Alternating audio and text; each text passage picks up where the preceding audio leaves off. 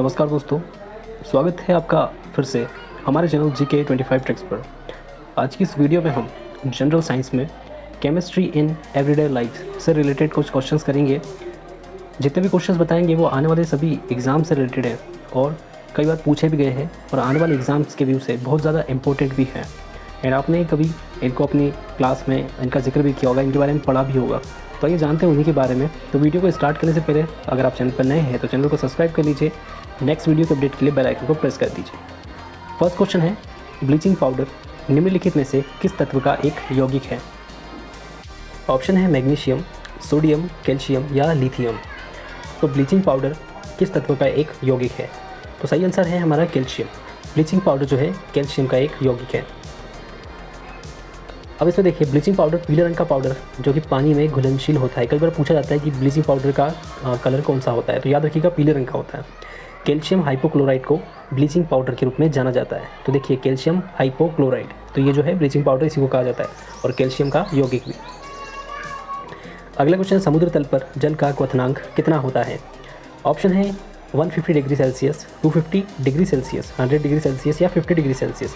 तो समुद्र तल पर जो क्वथनांक होता है वो 100 डिग्री सेल्सियस होता है, जो कि नॉर्मल होता है। तो याद रखिएगा, सिंपल सा है 100, आपको याद रखना है।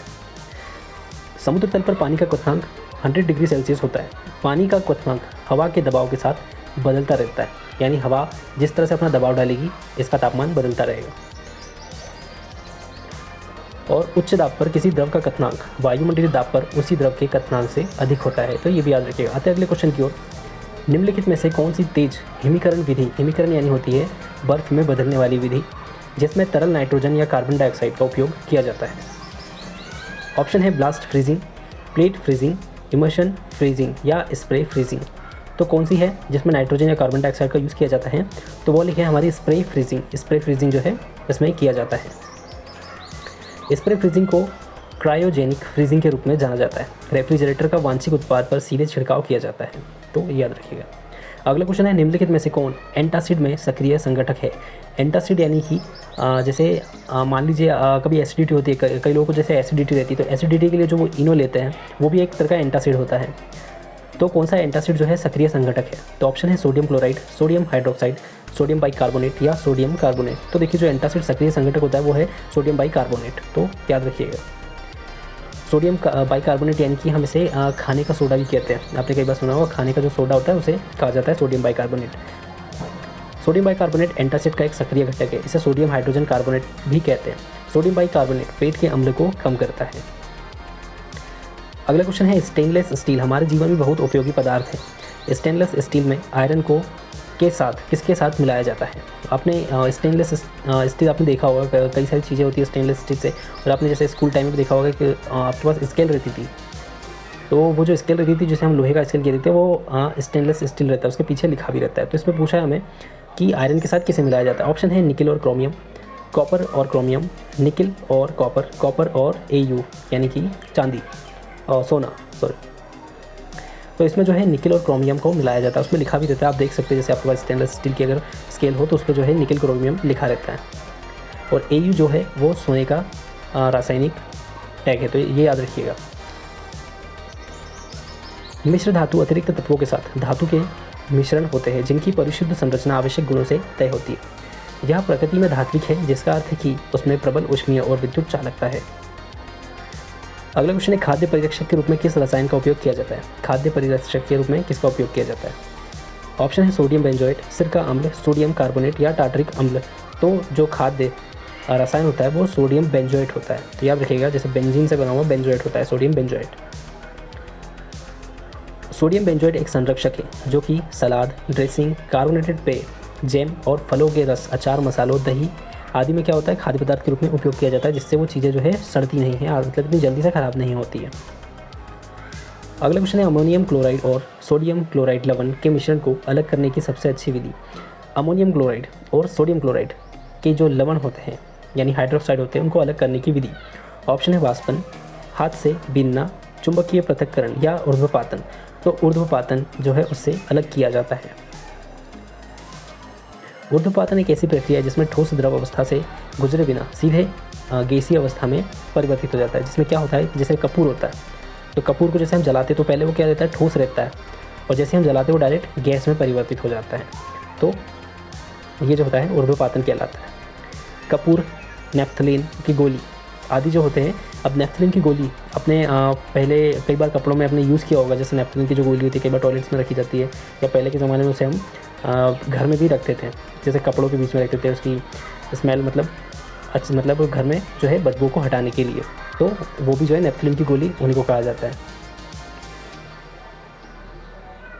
अगला क्वेश्चन है, किसी द्रव पर वायुमंडलीय दाब कम करने पर क्या होता है? ऑप्शन है, द्रव का क्वथनांक बढ़ जाता है, द्रव का क्वथनांक कम हो जाता है, द्रव के क्वथनांक पर कोई भी प्रभाव नहीं पड़ता, या इसके उबलने के लिए आवश्यक समय में वृद्धि होती है। तो किसी द्रव पर अगर हम वायुमंडलीय दाब कम करते हैं तो उसका क्या होगा, क्वथनांक कम हो जाएगा। जैसे अगर आपको इसको डेली लाइफ में समझना है तो आप देखिए कि आप जैसे घर में पानी को गर्म कर रहे हैं, तो काफ़ी टाइम बाद जैसे पानी गर्म होता है, गर्म होने के बाद भाप, और उसके बाद फिर क्या होता है, वो उबलेगा धीरे धीरे। लेकिन अगर उसी पानी को आप कुकर में रखेंगे तो कुकर में क्या होगा, उस पर प्रेशर बढ़ेगा, और प्रेशर बढ़ने के साथ क्या होगा, वो जल्दी जल्दी उबलने लगेगा। जैसे आपने अगर आलू भी अगर उबाले होंगे आपने, तो अगर आप खुले में आलू उबालते हैं तो उसमें टाइम लग जाता है, लेकिन आप उसी आलू को अगर कुकर में करते हैं तो क्या होता है, जल्दी पक जाते हैं। तो ये होता है, क्या होता है, दाब बढ़ने से मतलब दाब कम करेंगे, क्वथनांक जो है कम हो जाएगा, और दाब अगर हम बढ़ाएंगे, जैसे कुकर में दाब बढ़ जाता है तो उसका क्वथनांक बढ़ जाता है। अब क्वथनांक क्या होता है, यह पदार्थ का तापमान है जिस पर द्रव या वाष्प के आसपास के दाब के बराबर होता है और द्रव वाष्प में बदल जाता है। अगला क्वेश्चन है, तालाब के पानी में फिटकरी डालकर ही उसका उपयोग करना चाहिए। बच्चों को इसके बारे में प्रबुद्धित करें, क्योंकि क्या होता है कि देखिए कहा गया है कि तालाब में हमें फिटकरी जो है, मतलब तालाब को जो पानी होता है उसमें फिटकरी डालकर ही हमें उपयोग करना चाहिए। क्यों करना चाहिए? पानी का रंग हटाने के लिए, कठोर जल को शीतल में बदलने के लिए, प्रकाश निलंबित अशुद्धियों को अवसादित करने के लिए, या पानी में कीटाणुओं को मारने के लिए। तो फिटकरी का यूज़ इसलिए किया जाता है क्योंकि जो प्रकाश निलंबित जो अशुद्धियाँ होती है उसको अवसादित करने के लिए होता है। फिटकरी, जिसे एल्यूमिनियम सल्फेट के रूप में जाना जाता है, को पानी में मिलाया जाता है ताकि निलंबित अशुद्धियों के अवसादन में मदद मिल सके। अगला क्वेश्चन है, निम्नलिखित सोडियम यौगिकों में से किसका उपयोग कठोर जल को नरम करने के लिए किया जाता है?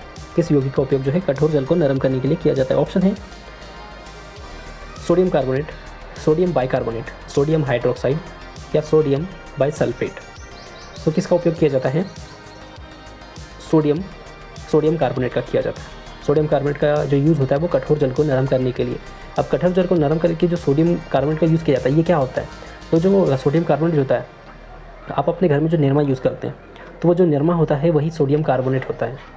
तो याद रखिएगा, घर में जो हम जो सर्फ यूज़ करते हैं या हम साबुन यूज़ करते हैं वो क्या होता है, वो सोडियम कार्बोनेट होता है। और उसी का नीचे जो दिया है सोडियम बाइकार्बोनेट, तो ये खाने का सोडा होता है, जिसे हम खाने में जैसे कोल्ड ड्रिंक्स में रहता है और कई सारी चीज़ों में जैसे पेय पदार्थों में मिलाया जाता है।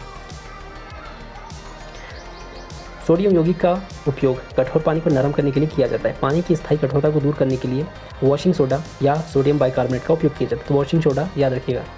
तो ये थे हमारे टॉप 10 क्वेश्चंस और उससे रिलेटेड जानकारी जो कि आपको आने वाले एग्जाम यूँ से बहुत ही ज़्यादा इंपॉर्टेंट और इससे बहुत ज़्यादा मदद मिलने वाली है।